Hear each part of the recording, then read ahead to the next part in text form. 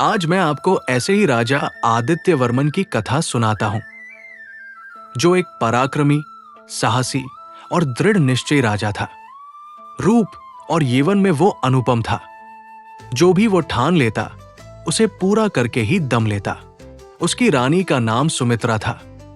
अत्यंत सुंदर, सौम्य और यौवन से परिपूर्ण, दोनों एक दूसरे से गहरा प्रेम करते थे और उनका जीवन सुखपूर्वक व्यतीत हो रहा था। परंतु समय का चक्र बदला। राजा को अचानक कुष्ठ और छंब रोग हो गया। उसका सुडौल और मनोहर शरीर धीरे धीरे विकृत होने लगा। त्वचा काली और शीत पड़ गई। पूरे शरीर पर घाव उभर आए, जिनसे निरंतर रक्त रिसता रहता। ये दृश्य इतना भयावह था कि रानी सुमित्रा डर गई। जो राजा कभी उसके प्राणों से भी प्रिय था, वही अब उसे घृणित लगने लगा। वो उससे दूर रहने लगी और अंततः उसके मन में नफरत भर गई। राजा ने राज्य के श्रेष्ठ वैद्यों से उपचार कराया। दूर दराज देशों से भी वैद्य बुलवाए, पर कोई लाभ नहीं हुआ। अंत में राजा ने घोषणा कर दी, जो कोई उसे इस भयानक रोग से मुक्त करेगा, उसे आधा राज्य दे दिया जाएगा। एक दिन एक साधु दरबार में आए। उन्होंने राजा को एकांत में बुलाकर कहा, राजन, ये रोग इस जन्म का नहीं, बल्कि पूर्वजन्म के कर्मों का फल है। साधु ने बताया कि पूर्वजन्म में राजा एक कुम्हार था, जो मूर्तियां बनाता था। एक दिन वो मिट्टी लेने तालाब गया। पास के घने जंगल से मधुर गीत सुनाई दिया। गीत के आकर्षण में वो जंगल के भीतर चला गया।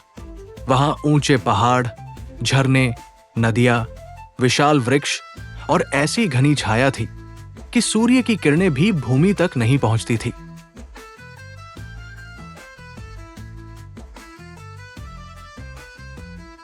उसी जंगल में उसने एक झरना देखा, जिसका जल एक झील में गिर रहा था। झील में एक अत्यंत सुंदर स्त्री स्नान कर रही थी। उसका शरीर भीगा हुआ था, श्वेत और सुनहरे वस्त्र धारण किए हुए, और वो दिव्य प्रकाश से आलोकित प्रतीत हो रही थी।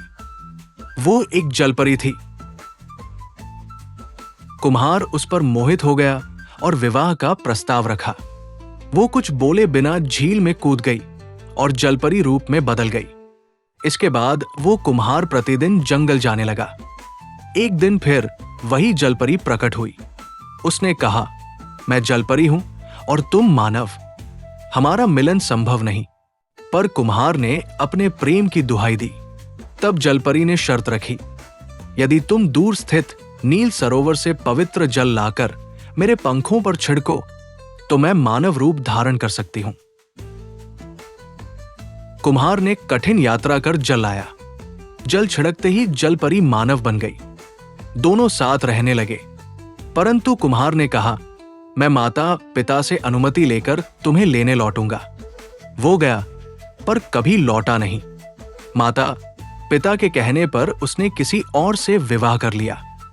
जलपरी प्रतीक्षा करती रही।